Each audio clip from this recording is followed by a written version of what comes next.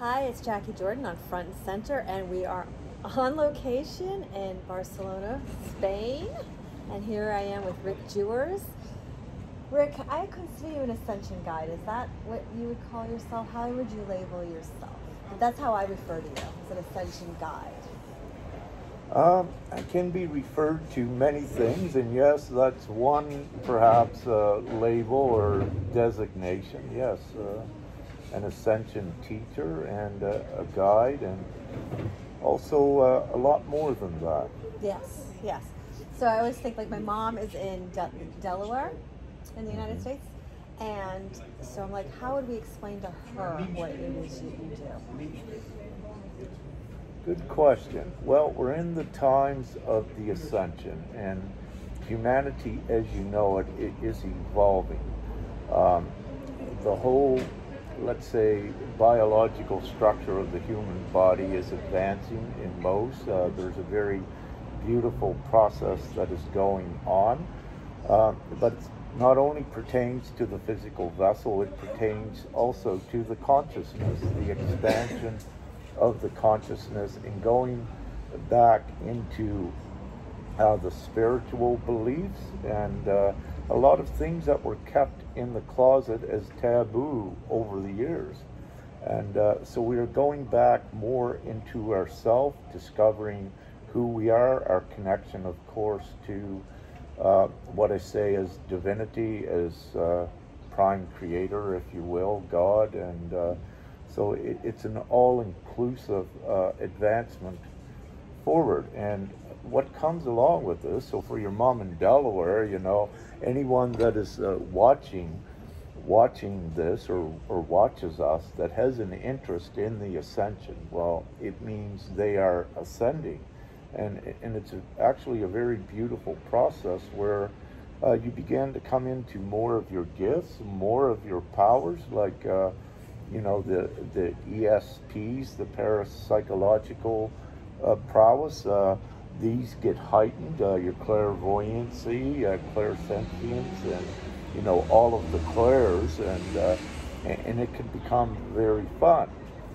However, there's also what we call the Ascension symptom process, which the body needs to integrate certain energies, photon energy that is coming from the sun to assist with this ascension. And sometimes this will cause discomforts. And it's on an individual basis how much, let's say... like known as the Ascension flu. Those, yeah, we call Ascension symptoms. Yeah, sometimes it's aches, chills, sweats, eat too much, don't eat enough, insomnia, need to sleep 14, 18 hours. I tend to have to sleep a lot to integrate when I get hit with the Ascension flu. But it's also, so this process is really going on is opening up the inner bandwidth, and then the external reality changes. But we're not raised to think like that, or even feel like that, or process like that. Is that like simplest terms? Indeed. So we can look at this as a suppression and an intentional conditioning, you know, of what we actually are capable of, and what we were capable of. So we are in this great, beautiful time, you know, since 2012, where you could say we're on a huge course of discovering, you know, our capabilities and our potential as energetic beings. And it's all going back to energy and rediscovering that, but also taking it beyond anything humanity has known yet as a race. I like that, known yet as a race. Coming into a human potential that has not yet existed here before.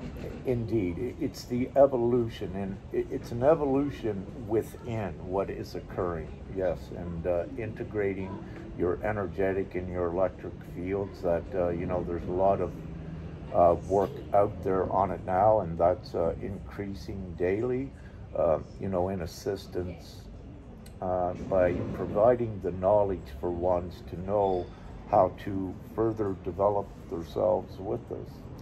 And also for me, I had to like debunk a lot of personal belief systems, even a lot of things that I'd gotten from science, right down to something as basic as sunscreen. You know, I don't use sunscreen. I intuitively knew not to use sunscreen, and of course now it's coming out that sunscreen causes cancer. But it, you know, I always thought I was like, the sun is the most organic form of. It is our source on this planet. Why would we block it? I know there are a small percentage of skin types that probably actually do need some sort of mindful skin protection, whether it's a long sleeve shirt or a hat. But overall, it was, you know, blocking, you know, the sun, that which makes us grow, which keeps us alive, which is. It's actual energy. It's part of your vital life force and what is in there. Indeed, it is so significant. But not only sunscreen with this Ascension, every belief and let's say everything you eat, every product you use, everything is being transitioned, you know, back towards the natural and the holistic, because as part of this evolution of the human organic body is getting rid of these chemicals and the adverse effects that it actually had, you know, upon the body, if you will. Yeah, and you know, all of the undesirable things that these chemicals in your food and in your products has caused. So now, we're switching the channel, and now our Ascension peers are watching us. So, can we talk about what we're feeling into in 2020? Some of the big changes that are happening with the Ascension in 2020. Wow. Okay. So this Ascension it's happening. It's garnering more and more speed, and I like to say exponentially. And where we're at now within this next month is, let's say again, it's beyond any that have been in the ascending field for the last several years. What's occurring is going to be beyond energetically anything yet. I mean, it's becoming more and more widespread as one's empathic abilities become heightened and totally enhanced, that we feel now the energy so much more, and we do feel the change, and of course everything is vibration and frequency, so it's just going to continue to elevate. And so talk about, and from terms of being a multidimensional being, what that is like. I know for myself, I have a tremendous more awareness, well, not only on my impact of action and consequence, but also of time. Like, and I don't mean just like linear time, like past, present, future time, like being a multidimensional being. Can you comment on that? Well, I could, and you know, these topics that some could perhaps talk for days on them. So sometimes when I get asked questions like these, I try to condense it or compact it to get right to the point. But let's look at the multi-dimensional abilities. Yes, these are very real. As we keep evolving these physical vessels, it becomes more common. There's more experiences are recorded by others, because your multi-dimensional experiences, for the most part, depends on the advancement of your organic vessel towards a crystalline, more efficient crystalline-based organism, away from what was carbon-based. And so with this begins to activate also other abilities, because now you're not acting from a lower density carbon base. When you begin to look at biochemistry and chemistry, you're becoming more enhanced on a higher frequency through the crystals. And what this does, it expands your energetic abilities. It has a direct influence on your energetic fields, and it's also connected to the ions, the particles, the molecules in the air are part of us, and it's also interconnected with the sun. So you're having many particulars are all aligning to enhance the multi-dimensional abilities, which is essentially being able to exist with these organic vessels in more than one dimension. And I'd like to say what we're seeing here is the fourth dimension. However, this is not the only reality, and many can attest that you know, they've been in what you would call parallel timelines even while they were here. So this is documented, and it's very real, and it's progressing, and it's becoming more profound, and ones are, as we keep going forward, we'll be able to maintain an existence at least in another layered timeline where things are different. And then high heart activations. Okay, this has been, I believe, in December. Yeah, there was a huge high heart activation for many, and this is also, you could look at one purpose of this high heart, where you can physically feel in your chest the energy just moving. This is very important at transmuting, what we call transmuting energy. So if you look at energy as having a polarity of negative charge or positive charge, for what we are as beings, with your high heart activated, your heart chakra needs to be activated from the love element. And the love, of course, is positive and is the strongest energy known to humanity. So with this higher heart, its purpose is to transmute the energy in your environment. And when you change the polarity of the energy in your environment, you change reality. Because to just go way out, all events that occur upon the planet occur because of the charge of the atmosphere, the charge of the reality around. So you can see when your higher heart is activated and able to change the polarity of the molecules of existence to all positive, then you begin to experience a positive love reality in the least. That's so beautiful. Yeah, because for me, it's just like a very light, soft, like twinkly energy, you know. Yeah. And if I'm in my head, I have to drop down and like almost relax into it. Like coming from the head, I have to just kind of like, I don't know, just kind of like a relax into it, and then I can start. And then if I give it a moment, I can start to feel it.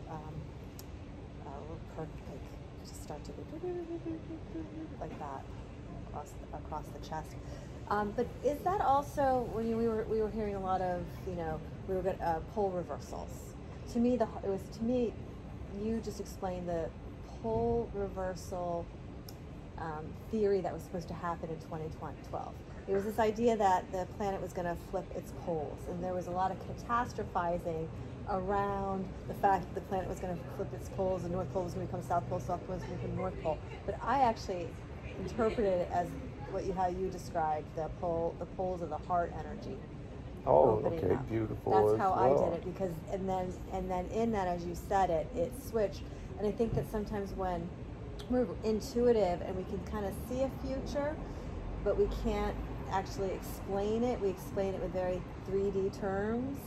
So we kind of project the event or this pole reversal, but it's actually we're the technology that it happens with, with a good body, a pure body, a clean heart, and then we become the technology. So you gave the best explanation that I've heard for what this pole reversal was supposed to be, but it was actually us and our high heart energy having the technology to change our reality through the reversal of that energy.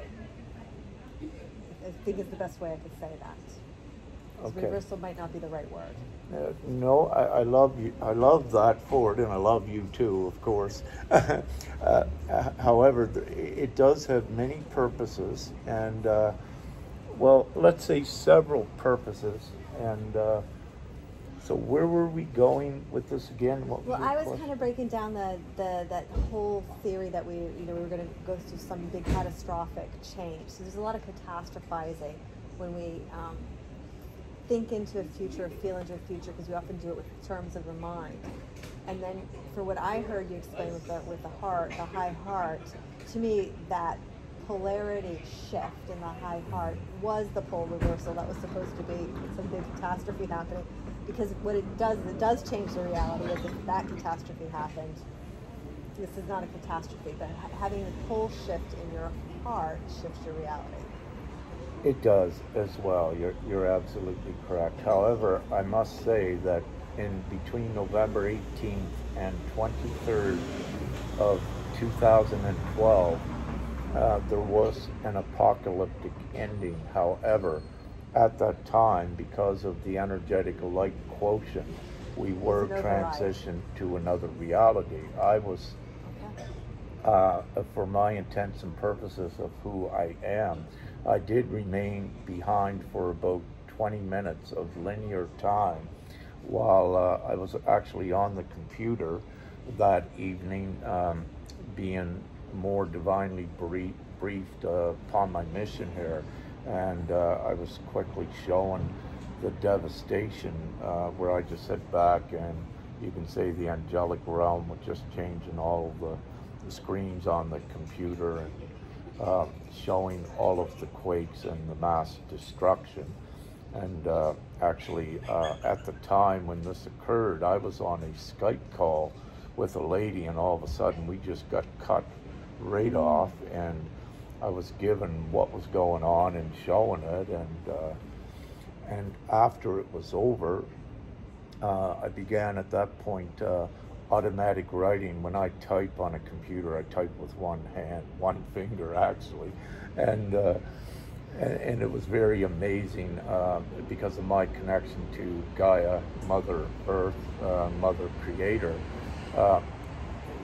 I was overtaken to do automatic writing from her, and I began typing quick with two hands, and I did not even see what I was writing, and so after, when I was done, and then my hands wrote a little bit more, and after things calmed down, I could see what she had wrote, the actual physical feelings of the transformation from Gaia, from the 3D realm into a 4D place of space with all of humanity. So actually, there was an ascension that occurred in 2012, and what had occurred, it was divinely assured that, let's say we were all saved, put into a 4D space to continue with the ascension at evolving these physical vessels, these physical organic bodies,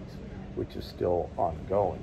So having said this, there is no apocalyptic ending before us now. We did have it, we don't die, and this is the how things really work. So, you know, a lot of times with when ones receive, you know, the messages, as you were saying, sometimes it's difficult to translate it into actual words, and you know, there may be several variations of the same thing, because it's a matter of a perspective. It's also a matter of consciousness, the one that is receiving the message, and their ability to translate it as efficiently as they can is dependent upon their perspective and the overall development of their consciousness. Now, for what we are, as a divine being, we are all the same. However, with this ascension, there are many different levels of consciousness, and one of the reasons is for that is everyone did not awake, if you will, in 2012. There have been subsequent waves of that up until this now. And please, when I get rambling, please interrupt. Great. No, it's great. Okay. I had to go back to what I was, because that November 18th to the 23rd, just for me, is always a very sensitive window, period. When that comes around in the time of the year, that's just a sensitive period. Okay. So I was trying to think about what was going on for me in 2012. But I do remember in August of 2012, I had tremendous grief about planetary cataclysm. That I do remember. Yeah. It was like, it was during the electromagnetic, the magnetic peak in August, and I had a lot of grief come up about it, and maybe from memory or not. So that's interesting information that you just shared, that 4 months later that This is, what I wish to say. This is, part of your precognitive abilities, but your inner knowing at the soul level, what was about to occur. Because in actuality, when we are just our full form of energy and consciousness, there is no time for us. So therefore, this is why you can be clairvoyant for the future, and it actually happens what you foresaw. Because when you access one of the abilities we have, there is no time for us. We transcend space and time. And this period leading up in 2012, that summer in August, if you were to do a survey of many now, that are ascending, you will find that was a very pertinent period in their awakening.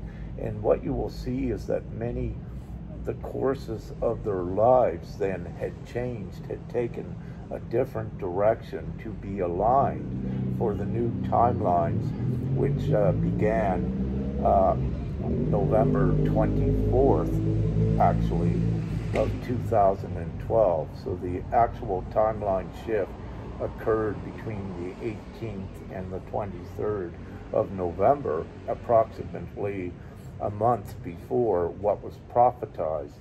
Now, there are extensive reasons why that did occur, because it was, let's say, divinely scheduled for that December 22nd. However, there were some other things that changed within this realm that it had to be done then. And one of the reasons was the stability of the electromagnetic grid upon Gaia, that held the stability. It was broken at that time beyond repair from extensive mining. But not only that, the influence of the satanic practices, and mostly what you could say of the Church, the Vatican, which is I term the Antichrist, and I'll say that right out because that is what it was. And there are certain practices at instilling fear upon the ley lines. It caused such a distortion in the polarity of the planet, compounded by extensive mining and extraction of resources like oil and gas, and minerals. So every mineral, including oil, it has a static electrical charge while it's inside of the crust of Gaia. And once that's removed, it loses its charge, and that caused instability as well. So there were many things that contributed to the flip, and it did occur, the pole reversal. It did occur, not just in the heart. So we could say we're actually in a form of heaven now, even though it's not as glorious and harmonious yet.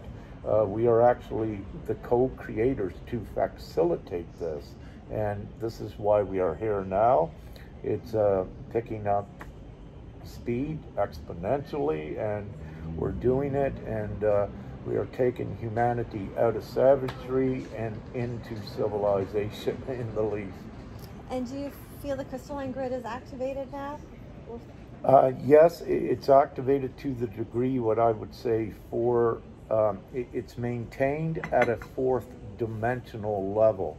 And I use the terminology fourth dimension because, again, actually we are no longer in the third dimension for the simple reason that human physics do not apply to this now. Let's just say in particular with the increase in your empathic abilities and understanding and feeling more of the energy. Physics in 3D could not readily explain how all of this interacted. the secrets of creation and so much more. So having said this, now we are in a different area of space and a different area of consciousness and so much more, and we continue going forward. I don't know if you caught this, because I work in the media, so there was this phenomenon where you could put a broomstick up and it would stand. Did you see this? No, I've heard of this. So you could supposedly put a broomstick up and stand, which one I laugh because I just love it as it's a symbol of a witch. But I also, the way I was explaining it, first NASA said you could do it for this one day, then NASA refuted, they said anything, and then you could apparently stand up a broomstick at any time now. So broomsticks stand up on their own right now in our new, and I just assumed it was because the magnetic field had changed, had shifted. Is that why a broomstick would stand up? There can be many factors why, but I'm just entertaining this. I do not feel right at this time, unless you applied certain energy, that it would. That it would stand up, right? Because gravity would take it. It didn't stand up for me, but my aunt, my mom's twin sister at 77, she stood it up and took a picture of it for me. Beautiful. I love that. And you know, these are very miraculous, profound validations as well, and confirmations. However, I have not seen it yet, but I'd love to see it. And everything is possible, and it also depends upon the individual, also with the trust in the belief in their magic as well, and what is going on that makes it so. The whole entire country and school children were standing their broomsticks up about 2 weeks ago. So. Oh my Lord! No, I need to perhaps get updated on that. I'm show you a picture. Please, thank you. So I'm gonna thank you so much for joining us. And Rick does regular updates on Facebook at Rick Jewers, right? You do Rick Jewers lives and you do written updates. Is that the best place people can find you? Yeah, Rick Jewers on Facebook. Yeah. You do lives. And here we are from Barcelona, Spain. For Front and Center, I'm Jacquie Jordan. Thank you so much for joining us.